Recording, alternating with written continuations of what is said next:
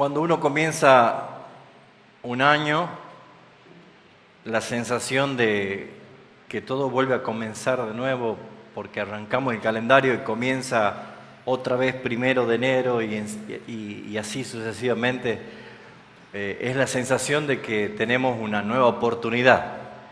Esa es la sensación que nos da a todos. Decimos, bueno, comenzamos un año nuevo y probablemente resurgen las ideas frustradas del año que se fue. Este año me voy a poner las pilas y voy a terminar de estudiar mi carrera, dicen algunos. Otro puede decir, este año, sin falta, voy a terminar mi casa. Otros pueden decir, este año, sí o sí voy a hacer dieta, voy a ponerme en forma. Muchos pueden decir, este año, sí o sí voy a emprender ese negocio que lo he dejado frustrado. No sé si es una operación psicológica el solo hecho de ver de que comienza un nuevo año, que es como que se nos da una oportunidad de poder hacer lo que no hicimos el año que se fue. Todas las cosas que uno se proyectan para hacer este año son válidas, pero son inútiles si no está como prioridad en el cristiano decir, este año voy a avivar mi vida y ponerla en el nivel espiritual que Dios me demanda. Si todo lo demás comenzamos diciendo, este año voy a trabajar, este año voy a estudiar, este año voy a hacer esto, y en tu lista no figura tu relación con el Señor, va a ser otro año más de frustración. Se lo firmo ya. Porque separado de mí nada se puede hacer, dijo el Señor. Por eso es que era necesario que esta primera reunión de este año 2018,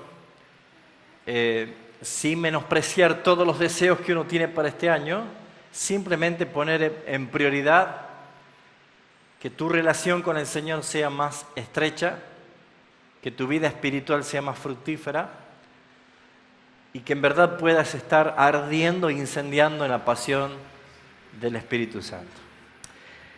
Hoy voy a hablar sobre una nueva oportunidad. ¿Cómo anda usted con la suerte? ¿Tiene buena suerte o mala suerte? Quisiera que vaya conmigo a Hechos de los Apóstoles, capítulo 20, y vamos a hablar de una persona que se le dio una nueva oportunidad. Y esta persona era un joven, su nombre era Eutico. Un muchacho joven que peligrosamente se durmió en una ventana. Pero vamos a ver la historia. Probablemente muchos de los que están aquí conocen la historia de Eutico, pero si no, en esos versículos del 7 al 12 vamos a extraer una enseñanza para comenzar este año nuevo entendiendo lo que es una verdadera oportunidad que el Señor nos da. Dice el versículo 7 de Hechos de los Apóstoles 20. El primer día de la semana, reunidos los discípulos para partir el pan, Pablo les enseñaba. Habiendo de salir al día siguiente, ¿qué hizo Pablo? Alargó el discurso, o sea, su predicación, su enseñanza, ¿hasta cuándo? Hasta la medianoche. Y había muchas lámparas en el aposento alto donde estaban reunidos. Y un joven llamado Eutico, que estaba sentado ¿dónde? En la ventana, rendido de un sueño profundo. ¿Por qué causa? Por cuanto Pablo disertaba largamente, vencido del sueño, cayó ¿desde dónde? Del tercer piso abajo y fue levantado muerto. Entonces descendió Pablo y se echó sobre él y abrazándole dijo, no os alarméis, pues aún está vivo. Después de haber subido y partido el pan y comido, ¿qué hizo Pablo? habló largamente hasta el alba. Y así salió. Y llevaron al joven como vivo y fueron grandemente consolados. ¿Qué historia? Y ustedes se quejan que yo predico largo. Pero acá hay cosas importantes para tener en cuenta. Primero vamos a analizar quién era este joven. No da muchos detalles, pero dice que era un joven y que se llamaba Eutico. ¿Dónde estaban? En Troas. ¿Y qué era Troas? Un lugar norte de Grecia. Pablo estaba en uno de sus viajes misioneros y por esa razón es que este joven se llamaba Eutico. Y ese nombre es un nombre griego que está utilizado, ese nombre, bajo la influencia de una de las diosas de la mitología greco-romana. Era reconocida como una de las diosas romanas y, por supuesto, como una de las diosas griegas. Su nombre Eutico significa afortunado o un hombre que tiene mucha suerte. Eso significa Eutico. ¿Sabe qué es lo que ser afortunado? Es alguien que tiene fortuna. ¿Sí? De ahí viene la palabra. Alguien que tiene fortuna. Ahora, el nombre de esta diosa romana o greco-romana o griega es Fortuna. La diosa pagana, su nombre es Fortuna. Que justamente esta diosa era considerada la diosa de la suerte. Buena suerte o mala suerte. Pero era considerada la diosa Fortuna dentro de la mitología romana. Ahora, esta Fortuna o esta diosa pagana Fortuna debía ser venerada, debía ser visitada en su santuario y debía ser de alguna manera tenida muy en cuenta porque dependía de ella especialmente cómo iba a ser la vida de las personas de acuerdo a su creencia. Entonces, en ese templo tenían lo que hoy se conoce, porque ustedes habrán visto que se habla mucho de la fortuna, ¿sí? Hay un canal de televisión que sortea loterías y dice, afortunada noches, amigo. ¿Escucharon eso? ¿Y qué es lo que se canta? La rueda de la fortuna. ¿Escucharon hablar de la rueda de la fortuna? ¿De dónde viene? Justamente viene de esta diosa llamada Fortuna, la diosa de la suerte, porque esa rueda verdaderamente existía.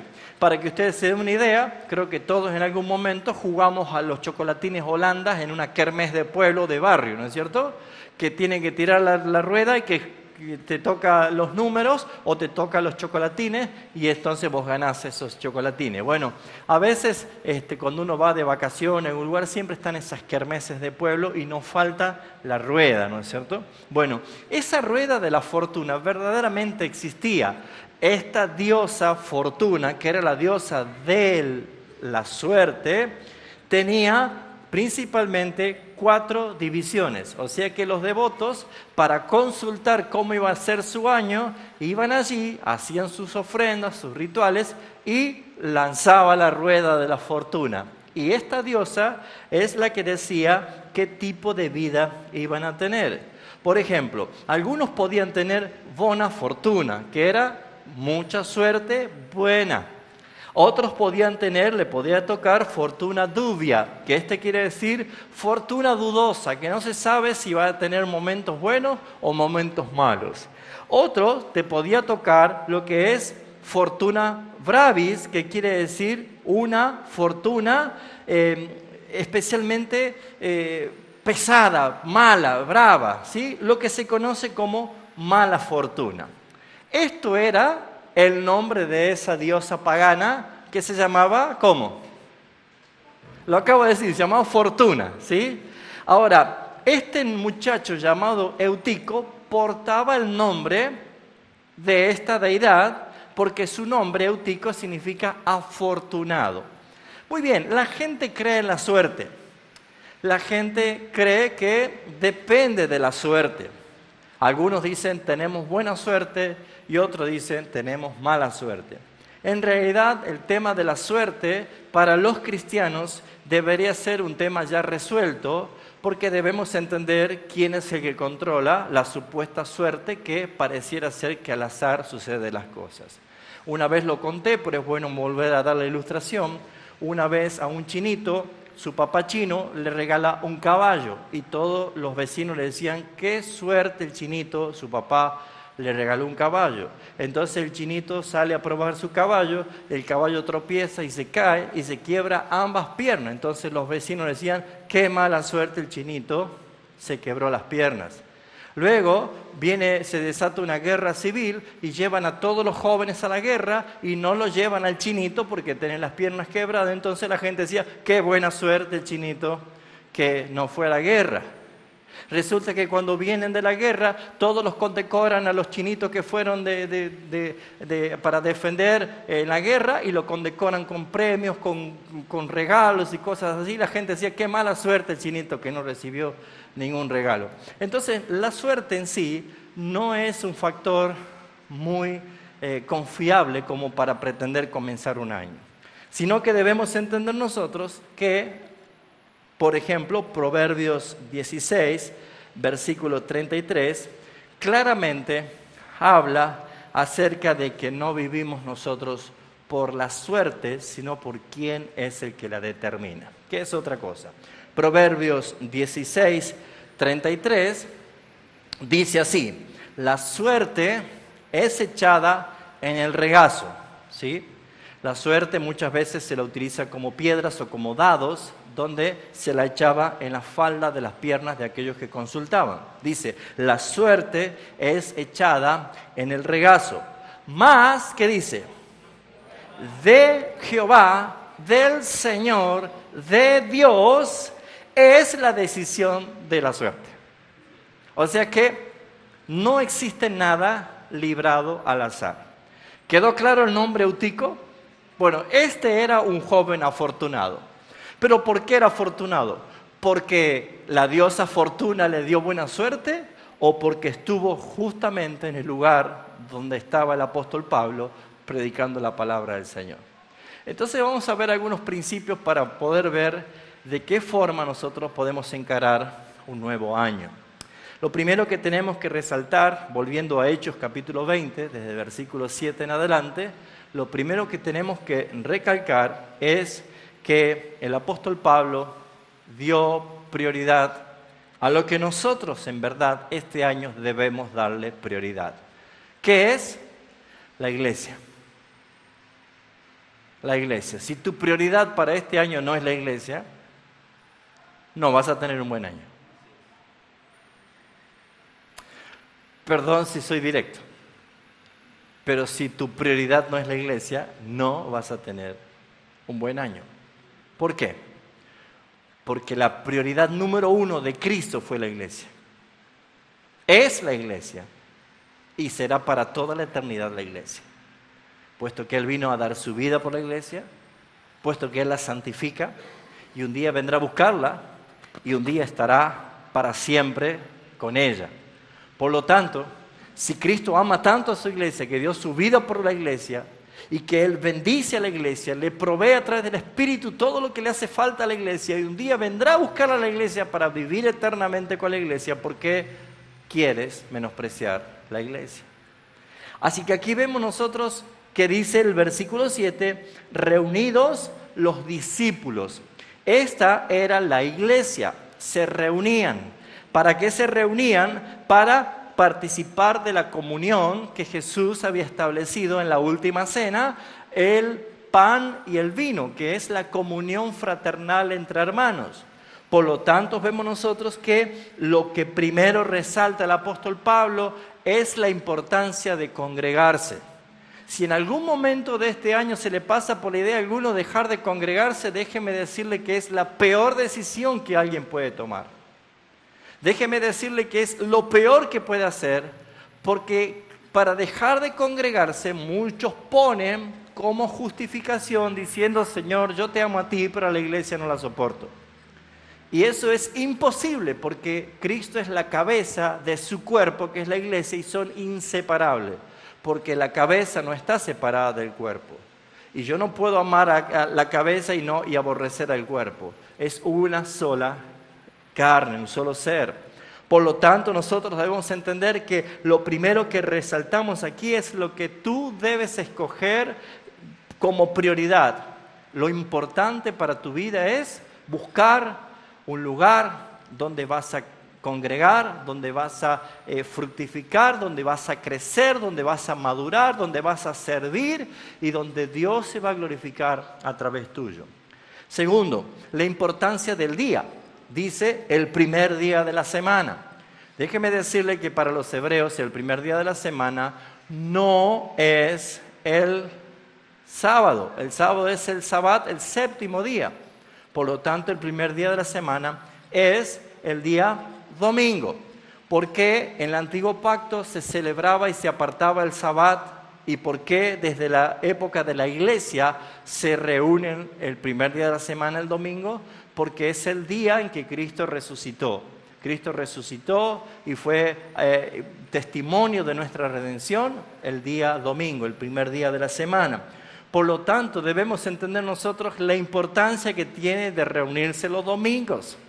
Los domingos, el día de la semana, es el día en el cual apartamos todos para congregarnos, para estar juntos, para edificarnos y especialmente para alimentar la comunión unos con otros.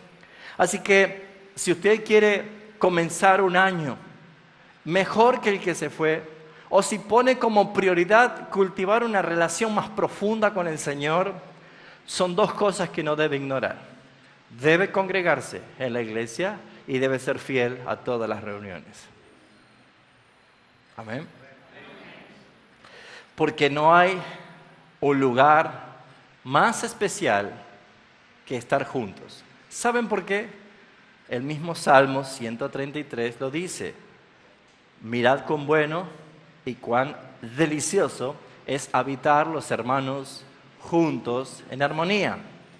¿Por qué? Dice, porque ese es el lugar donde el Señor envía bendición y vida eterna. Hermanos, no existe en el universo un lugar más importante que la iglesia. ¿Dónde es la iglesia? ¿Serán estos ladrillos? No, es donde se juntan los santos, los redimidos por el Señor, para adorar al Señor. Ahora, nosotros no guardamos nuestro Sabbat porque el Sabbat es el día del reposo, ni tampoco el domingo es el día del Señor. Es el primer día de la semana que nosotros nos reunimos. ¿Por qué? Porque el día del Señor o el Sabbat es Cristo, mis hermanos. Nuestro reposo es Cristo.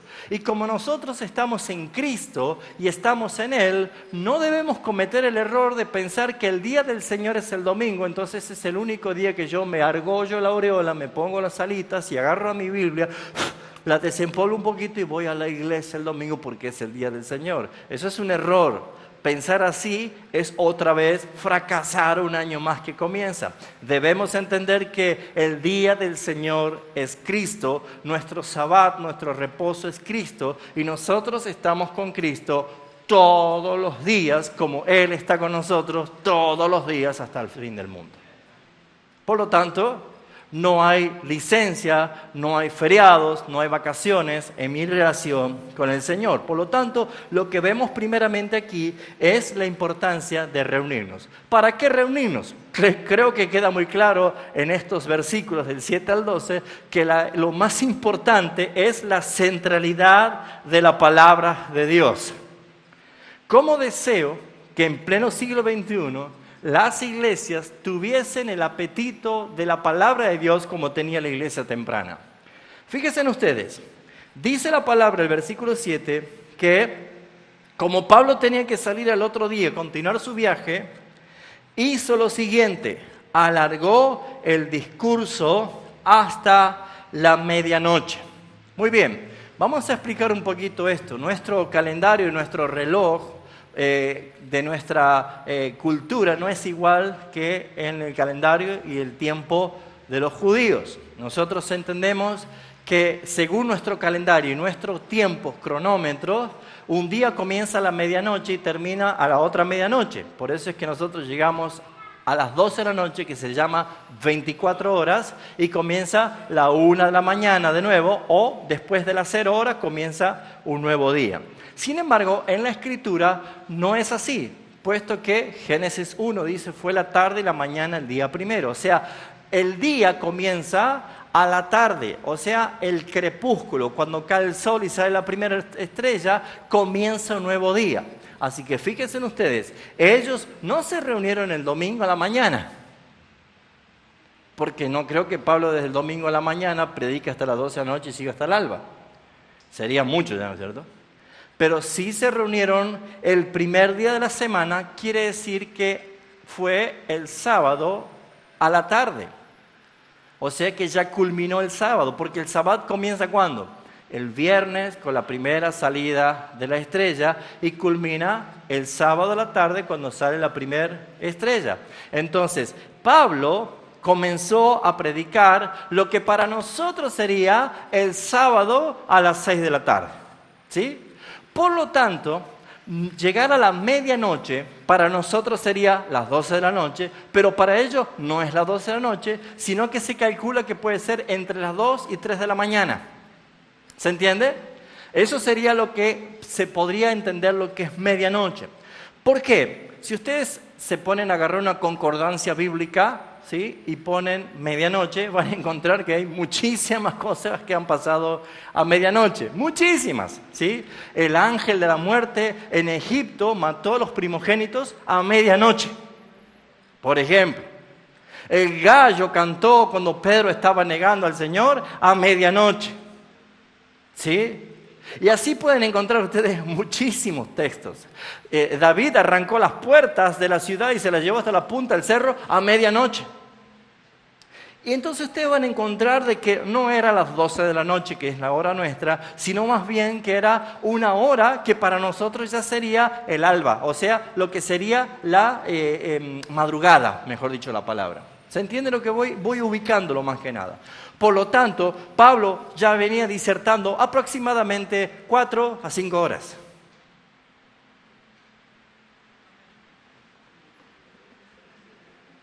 ¿Qué opina de ese predicador? Ahora es increíble, hermanos, pero ustedes no se dan cuenta lo que el predicador ve de acá arriba. Ustedes no ven lo que ve el predicador. El predicador ve los rostros. Y el predicador ve quién tiene hambre de la palabra de Dios. El predicador ve quién no le interesa. El predicador ve claramente quién está durmiendo. El predicador ve quién está pensando en otro lado. Su cuerpo está aquí, pero su mente está en otro lugar. O sea que de acá arriba se ve un panorama que ustedes no lo ven. Bueno, esto es muy claro entender de que para estar tanto tiempo, no sé qué es eso.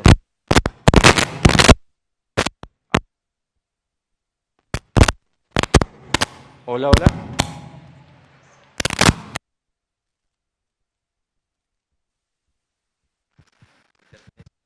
Hola. Para estar tanto tiempo escuchando un mensaje, eso fue para que se despierten, ¿no? Algunos.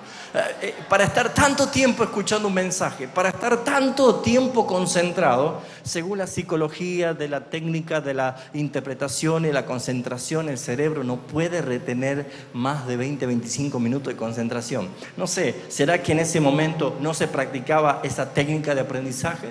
Pero lo más importante es ver que había muchos discípulos en un tercer piso, todos escuchando atentamente a Pablo, salvo, resalta, que había un joven. Ahora, no vamos a cargar tinta contra Eutico. ¿Por qué? Porque ellos guardaban el Sabbat porque eran judíos. Pero estos eran discípulos, dice. O sea, que eran cristianos, que ya se habían convertido. Por eso es que se reunían no el séptimo día, sino el primer día de la semana. Entonces, ¿qué quiere decir? Que muchos de ellos estaban muy cansados de un día de trabajo. ¿Se está entendiendo esto? Ahora, fíjense, esto hizo Pablo, mostrar la centralidad de la palabra de Dios. Cuando alguien quiere algo diferente para un año y comenzar con todas las fuerzas es empezar a recordar estos puntos. No dejes de congregarte. Sé fiel a cada una de las reuniones y deja que la palabra de Dios sea lo central en tu vida. Y no se muere nadie por empacho de la palabra. O sea que la palabra es necesaria y vital para nosotros. Hay personas que te tildan de fanático, teólogo, porque sabes demasiado la Biblia. Y ese es un problema y un concepto errado, que piensan de que la letra mata, mas el espíritu vivifica. ¿Para qué vas a estudiar tanto la Biblia? Porque la letra mata. Ese es el argumento más ignorante del que quiere usar ese texto fuera de contexto para querer dejar de lado a los que estudian la Biblia. Hermanos, dice el Señor que el que se alabe, si es que se tiene que alabar, que se alabe por conocerme. Y no vamos a conocer al Señor por YouTube, ni vamos a conocer al Señor por revistas ni por películas. Mira, hay personas que dicen, ay, ¿cómo me ha hablado el Señor en la película, 300? No, Narnia, el león. Hermanos, lean la Biblia. Dejen Hollywood a un lado, dejen las películas a otro lado, o utilícenlas para recreación, pero usted va a aprender de Cristo, va a conocer del Dios que te salvó a través de las Escrituras. Si no es la palabra la centralidad en tu vida, no hay nada, no hay forma de conocer al Señor. Así que Pablo lo que hizo esto simplemente es alargar el discurso. ¿Por qué? ¿Porque quería descansar?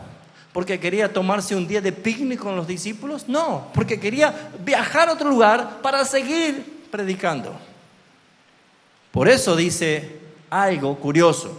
Todos nosotros sabemos que Hechos de los Apóstoles lo escribió el doctor Lucas. Y como ustedes verán, este doctor Lucas era un compañero de viajes del apóstol.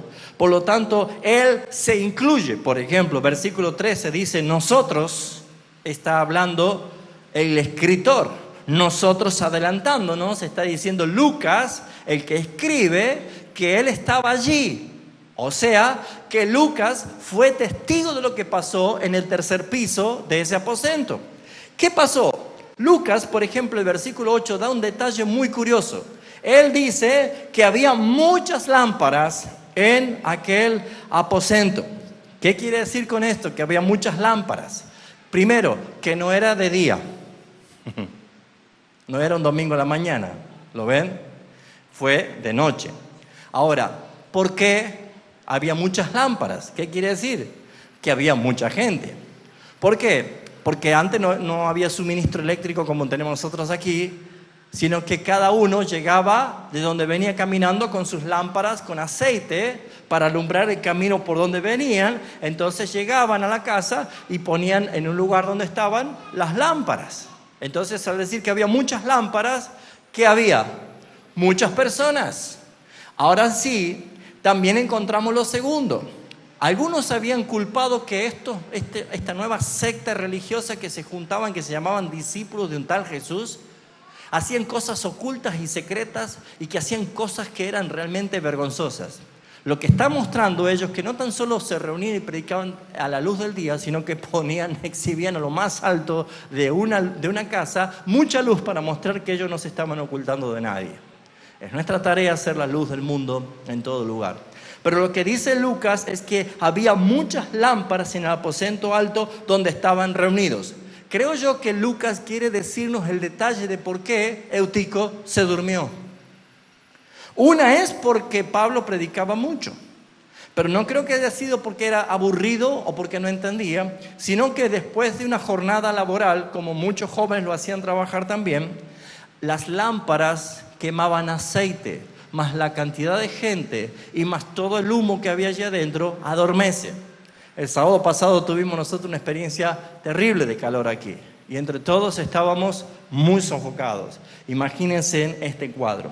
Pero lo que vemos nosotros es que inmediatamente el versículo 9 se posiciona en este joven, que es donde quiero desprender algún tipo de enseñanza para nosotros, especialmente para entender por qué este mensaje se llama una nueva oportunidad. Dice el versículo 9, había un joven, entre todos que estaban allí había un joven llamado Eutico. No creo que haya sido el único joven entre todos los que había, sino que había un joven que le iba a pasar esto, quiere decir, ¿sí? Algo iba a ser de especial este joven. Lo primero es que estaba este joven llamado afortunado, suertudo, valga la palabra, y que este joven estaba ¿dónde? Sentado en la ventana. Después más abajo dice que cayó de un tercer piso. Muy bien, creo yo que da a entender claramente una enseñanza. Yo creo que un hombre maduro no se va a sentar en la cornisa de una ventana de un tercer piso porque su madurez se lo impide. ¿Por qué? Porque piensa, esto es peligroso. ¿Se da cuenta ustedes que muchas veces los padres tenemos que llorar o lamentar la intrepidez de los jóvenes o de los hijos jóvenes porque decimos muchas veces, ¿por qué no pensás lo que estás haciendo? Porque los jóvenes, por el impulso de ser jóvenes, quizás desafían las cosas por el solo hecho de sentirse ellos dominantes de la situación. Acá vemos nosotros que en el plano del contexto espiritual podemos decir que hay muchos dentro de la iglesia que adolecen. Hay muchos dentro de la iglesia que todavía son inmaduros. Por lo tanto, viven sentados en la cornisa. Viven arriesgando su integridad espiritual. ¿Por qué? Porque el que está interesado en la palabra va a estar bien cerca del que está dando la palabra. Pero el que está desinteresado de la palabra va a buscar estar lo más lejos posible de donde está la palabra. Esas clases de aposento por lo general eran lugares donde se escogían, donde habían personas que tenían cierto dinero o una casa donde había un espacio suficiente, porque según las costumbres, las azoteas, los terrados, las terrazas, eran los lugares donde se juntaban muchas veces para fiestas familiares o reuniones especiales. Por lo tanto, los salones de arriba o esos aposentos altos solamente era como un salón como este. O sea, no tenía habitaciones ni separaciones, sino que era un solo salón. Así que creo entender claramente que por la posición que ocupa Eutico sentado en la cornisa de una ventana, da a entender que Pablo no estaba parado en la ventana predicando, sino que Pablo estaba en un lugar del templo, del aposento, y Eutico estaba más lejos de Pablo. Esto deja una enseñanza claramente. Si usted este año quiere tener una vida diferente en la vida espiritual, busque estar lo más cerca posible de la palabra del Señor. Busque estar lo más cerca posible del Espíritu Santo que le enseña la palabra del Señor a través de los ministros. Busque usted no exponerse a el peligro de estar cabeceando y durmiéndose en la cornisa de su vida. Ese es un punto importante. ¿Será el calor que lo hizo Eutico buscar la ventana? ¿Será la sofocación? Sea lo que sea, puede haber sido valedero para su criterio, pero su criterio lo llevó a la muerte. Porque lo demás, a pesar de que Pablo estaba predicando largo, estaban con él, escuchando la palabra del Señor, con hambre. Ahora fíjense ustedes, el versículo 9 dice que este joven llamado Eutico, que estaba sentado en la ventana, rendido de sueño profundo. ¿Usted vio alguna vez a alguien que se está durmiendo y está sentado? ¿Qué hace con la cabeza? O se va por el costado, o se va por otro costado, o se tira para atrás, y si se va para adelante. Hay un humorista británico llamado Mr. Bean. Habrán visto una de sus sketches cuando se duerme en la iglesia, cómo se va para adelante. Bueno, hay personas que lamentablemente cuando están profundamente dormidos pierden el control ¿de qué? De lo que más pesa en el cuerpo. La cabeza. ¿Y sabe que la cabeza es nuestro timón? Los que se tiran de clavado a las piletas y les gusta tirarse saben que la cabeza es el timón. Si apenas entro en el agua, levanto la cabeza, voy a salir a flote. Si apenas me tiro del clavado y hundo la cabeza, voy a dar la vuelta abajo. Porque la cabeza es el timón, es la que gobierna. Si mi cabeza se rinde por el sueño, se duerme, mi cuerpo no puede sostenerla. Eutico sentado en la cornisa de una ventana, rendido por el sueño, ¿a dónde fue su cabeza? ¿Para adentro o para afuera? ¿Dónde está tu cabeza hoy? ¿Dónde está el timón hoy de tu vida? ¿Dónde están tus pensamientos hoy? Si estás sentado en la cornisa, en lo más peligroso de tu vida, habla de una inmadurez. Creo que uno debe posicionarse en el lugar firme y seguro. Pero muchas veces el deseo de escapar, o los jóvenes, el deseo de demostrar que todo lo pueden, o que todo está bajo control. Fíjense ustedes que no se durmió cuando cantaron, no se durmió cuando se saludaron entre los hermanos, no se durmió en otra parte de la reunión, se durmió específicamente en la palabra. Y no quiero decir a nadie, hermano, porque entiendo que muchas veces el cansancio puede hacer que alguien cabecee un poco. Estoy específicamente hablando de la vida espiritual. Si tu vida espiritual se siente adormecida de tal manera que la palabra no encuentra lugar en tu vida, hermano, hermana, amigo, amiga, su vida está en peligro. Porque ese sueño no es otra cosa más que el descuido de una vida espiritual y una vida de oración. ¿Se acuerdan ustedes por qué los discípulos se durmieron en Getsemaní? Dicen, estaban rendidos de sueño. ¿Y qué les dijo Jesús? Échese en agua fría. ¿Así les dijo? Tómense en una aspirina para que no se duerman. ¿Qué les dijo? Velad y orad. Porque en los momentos espirituales, cuando alguien se duerme, es porque entró en tentación del diablo. Y no estoy hablando desde lo cotidiano. No quiero que los hermanos que por ahí se duermen un poco, les estoy diciendo, está poseído por el demonio. No, te estoy hablando del plano espiritual. Te estoy hablando de lo que es tu vida, tu relación personal con el Señor. Hermanos, muchas veces no me ven a mí dormirme en las reuniones porque soy yo el que predico. Pero sé que muchas veces nos adormecemos. Pero déjeme decirle que no estoy refiriéndome a eso, sino que estoy yendo más profundo. Te estoy hablando de tu vida espiritual. Una vida espiritual que de a poco ha dejado de tener comunión con el Señor, que ha dejado de tener su tiempo de oración, que ha dejado de congregarse o se va dejando de congregar de a poco, que los domingos no es para él una prioridad encontrarse a adorar junto a sus hermanos al Señor, sino que es un día de descanso, de esparcimiento, de dormir, de lo que sea, cualquier otra cosa, menos reunirse. Hermanos, tengo que decirte, estás cabeceando con sueño en la cornisa. ¿Qué pasó con este joven?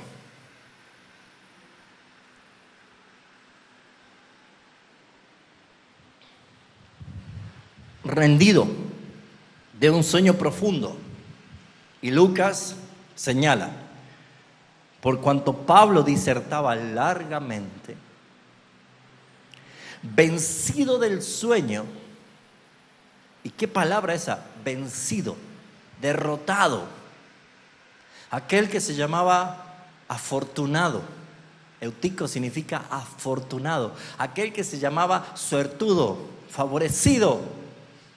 Ahora estaba rendido, vencido por el sueño.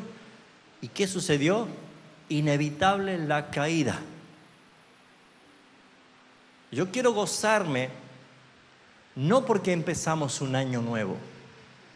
Quiero gozarme a fin de este año por la perseverancia de todos ustedes. De que nadie ha caído este año. Que nadie se ha sentado a dormitar en la ventana. Porque sería triste llegar a fin de año y decimos, ¿dónde está el hermano? ¿Dónde está la hermana? Y la respuesta sea, fue vencido por el sueño y ha caído. ¿Cuántos entienden la palabra?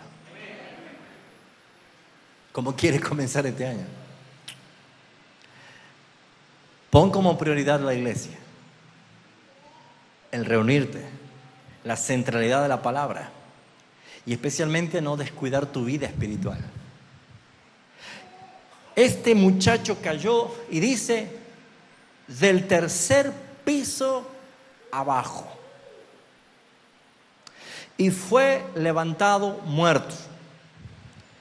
Recordemos nuevamente quién es el que está escribiendo. Lucas. ¿Qué era Lucas aparte de ser un escritor? Un médico. Por lo tanto, no hay duda del que constató allí que realmente estaba muerto, era Lucas. Estaba como muerto. Una persona que cae dormida no tiene reflejos para poner sus manos, sino que cae pesadamente y es muy probable que haya fracturado su cráneo o su columna o alguna parte vital de su cuerpo. ¿Cuál sería la actitud de la iglesia? ¿Cuál sería la actitud de Pablo en este caso? ¿Qué pasa con el mensaje? ¿Queda inconcluso? Fíjense ustedes de que lo que resalta estos versículos del 7 al 12 es mostrarnos de que la palabra es central. Pase lo que pase, no se suspende por velorio. Porque ¿qué hizo?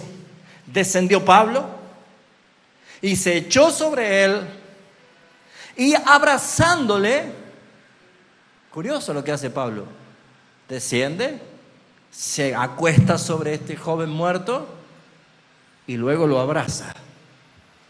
Y él le dice a la gente, y especialmente habrá habido familiares, personas que estaban con este joven, le dice, no se pongan mal, no lloren, no se entristezcan, no está muerto, aún su alma está dentro de él, aún hay vida, aún sigue vivo. ¿Será que en la contradicción acaba de decir que estaba muerto y ahora dice que sigue vivo? No, allí ocurrió un milagro, fue resucitado. Fue resucitado y ese es el mismo cuadro de gracia que ha pasado con todos nosotros. Hemos sido levantados muertos en nuestros delitos y pecados. Y la figura de Pablo es la figura de Cristo, que Él es el que descendió para abrazarnos, para resucitarnos, para darnos vida espiritual y para volver otra vez a la altura del aposento para compartir la mesa que estaba preparada. Nosotros estábamos en ese cuadro, mis hermanos, y era necesario de que esto aconteciese para que de pronto valoremos el mejor de los momentos. ¿Cuál? ¿Qué velorio vamos a tener? No. Suspendido el velorio por resurrección. Acá no hay a quién velar, porque aquí lo más importante es la palabra. Porque ¿qué estaba haciendo Pablo? Fíjense ustedes el versículo 6, mientras venía en su viaje misionero, dice, nosotros, pasando los días de los panes y levaduras, navegamos de Filipo y en 5 días nos reunimos con ellos en Troas, donde nos quedamos 7 días. Pablo venía de una fiesta judía a predicar el evangelio. Y fíjense ustedes el versículo 13, después que Pablo resucita a este joven y después que lo devuelve a la familiar y a la iglesia, dice que pasó algo. Fíjense en versículo 13, nosotros, dice Lucas, el equipo ministerial de Pablo, adelantándonos, embarcamos. O sea que Pablo le dijo como Jesús a sus discípulos, vayan ustedes primero, yo voy después. Bueno, la diferencia es que Jesús vino caminando sobre las aguas, pero Pablo decidió él no navegar, sino que él quería recorrer por tierra. Era de una ciudad a otra. Si ustedes ven el mapa van a darse cuenta que era relativamente cerca. Así que en vez de ir en barco, fueron los del equipo de Pablo, pero él se fue solo caminando, porque ¿qué dice? Cuando se reunió con nosotros en Asón, tomándole a bordo, vinimos a Mitilene. Navegando de allí, al siguiente día llegamos delante de Quío, y al otro día tomamos puerto en Samos. Y habiendo hecho escala en Trogilio, al día siguiente llegamos a Mileto, porque Pablo se había propuesto pasar de largo a Éfeso para no detenerse en Asia, pues se apresuraba. ¿Por qué? Para estar en el día de Pentecostés, y si fuese posible en Jerusalén. ¿Qué es lo que le preocupaba a Pablo? ¿Cumplir con los rituales judíos de las fiestas solemnes? No. Él conocía que todas esas fiestas solemnes que antes la practicaba era figura y sombra de Cristo. Ahora lo que él quería era ir decirle: ustedes que viven en tradiciones, yo le vengo a hablar de que todo eso habla de Cristo a quien yo predico. Su necesidad era predicar el evangelio. Por esa razón, fíjense ustedes de que el apóstol Pablo, lo primero que tenía en cuenta era la importancia de predicar el evangelio en las iglesias a donde él iba. Para dejar de lado las tradiciones, para dejar de lado las costumbres y los ritos y todo lo que hoy siguen haciendo las iglesias, y no se predica el evangelio. Y lo que hay que hacer es apuntar a Cristo como preeminente en todas las cosas, mis amados hermanos. Así que, ¿qué podemos concluir de esto? La alegría que produce cuando Cristo llega, dándole vida nueva a los que estaban muertos en delitos y pecado. ¿Saben qué nos vamos a gozar nosotros? En el versículo 11 del capítulo 20, después que Pablo lo resucitó, no vemos absolutamente ninguna exageración y ningún alarde. ¿Usted sabe qué pasa si alguien resucita un muerto hoy? Va a andar de iglesia en iglesia contando el testimonio, va a salir en todos los canales y radio cristiana contando el testimonio, lo van a llevar por todo el mundo para contar cómo resucitó el muerto. Pablo no hizo esto, porque para él no era importante la resurrección del joven Eutico, sino de que nada interrumpe el mensaje del evangelio que él estaba predicando. Porque lo importante no es lo que puede pasar con los milagros, sino es quién es el que obra esos milagros. Pablo volvió, dice, después de haber subido, tomó el pan y comió. ¿Sabe qué hizo? Compartió la Santa Cena, porque Jesús dijo: esto lo van a hacer en memoria de mí. Es Pablo el que dice: lo que yo recibí del Señor, eso les enseño a ustedes que hagan. Y Pablo no iba a fallar a esa encomendación del Señor. Él iba a llevar a que el mensaje sea predicado. ¿Y sabe qué hizo después? Habló largamente hasta el alba. Yo quisiera haber estado en esa predicación. Pero ¿saben? Convengamos la verdad. Cuando alguien no predica en el Espíritu, lleva 10 minutos de predicación y no lo soportamos ya. Pero cuando alguien predica en el Espíritu, puede estar 2 horas, 3 horas y dice: ni cuenta me di. Eso nos pasa a todos. Porque la diferencia no está en el predicador, sino que está en quién. En el Espíritu Santo que toma al predicador. Por eso es importante lo que hizo Pablo. ¿Ustedes creen que Pablo los mandó que se vayan ellos en barco porque él quería descansar de todos esos equipos que lo molestaban? No. Necesita el predicador estar a solas con el Señor. Como Pablo, como Jesús se mandaba a sus discípulos y a la multitud y él se quedaba solo con el Padre. ¿Usted quiere que este año sea un año de bendición para su vida? Debe tener tiempos a solas con el Padre. Debe tener tiempos a solas. Pare un poco las influencias de este mundo. Busque estar a solas con el Señor. Agarre su Biblia. Busque un lugar en su casa o váyase al parque, váyase al cerro, váyase a algún lugar, esté a solas con el Señor. El apóstol Pablo le dijo que se vayan y que después se iban a encontrar en otro lugar porque Pablo quería estar solo. Y ese es el secreto por el cual Dios respalda. ¿O ustedes creen que Pablo va a bajar del aposento, se va a tirar arriba del muerto, lo va a abrazar y le va a decir a la gente, está todo bien, no pasa nada, si él no hubiese tenido una comunión fuerte con el Señor? Hermanos, queremos que Dios nos respalde en lo que emprendemos, pero no tenemos ninguna relación con el Señor. ¿Usted quiere que este año en verdad Dios lo utilice? Bueno, dele más tiempo al Señor. Júntese más con Él. Ore. Disfrute de su presencia. Todos nosotros necesitamos una renovación.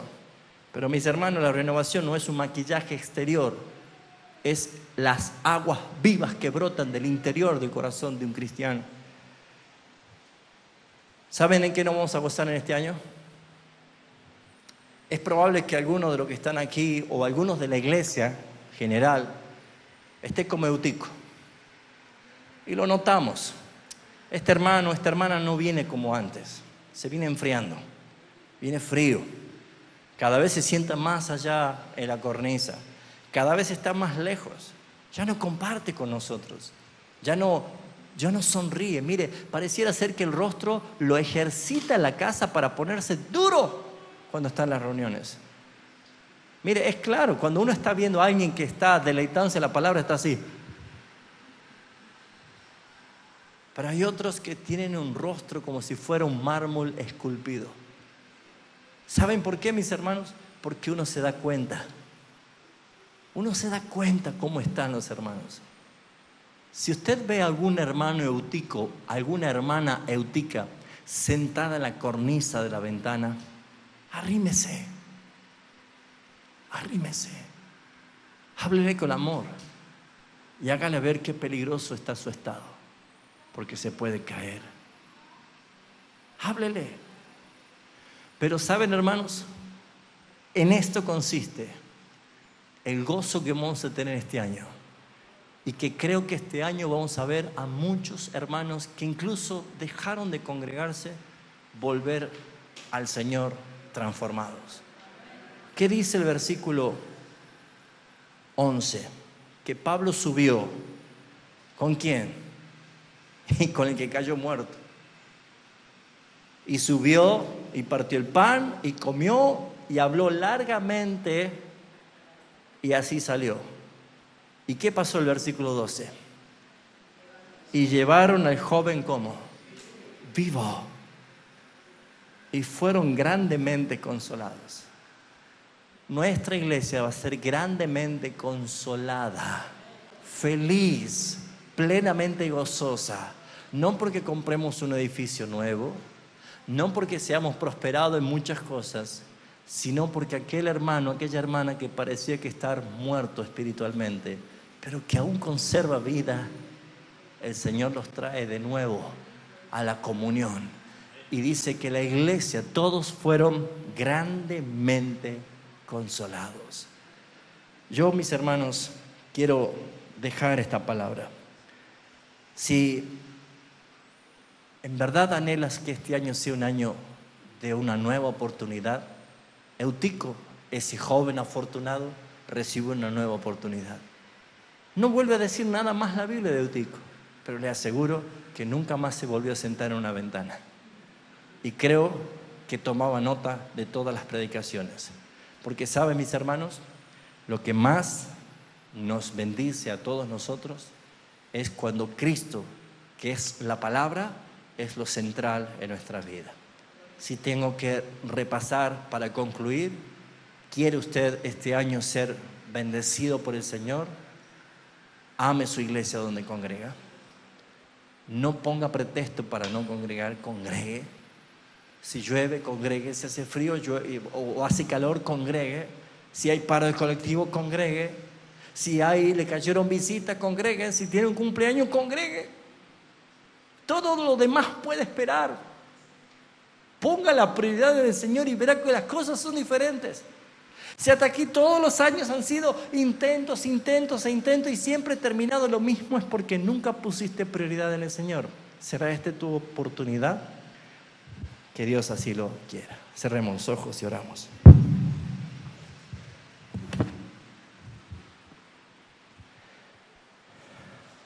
Padre, no hay más que palabras de agradecimiento para ti.